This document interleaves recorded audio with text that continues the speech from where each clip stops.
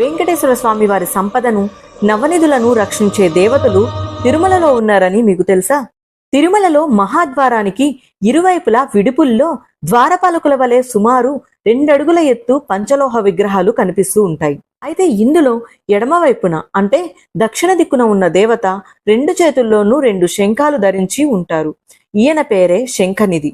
ఇదే విధంగా కుడివైపున అంటే ఉత్తర దిక్కున ఉన్న రక్షక దేవత 2 చేతుల్లో 2 పద్మాలు ధరింపబడి ఉంటుంది. ఈయన పేరే పద్మనిధి.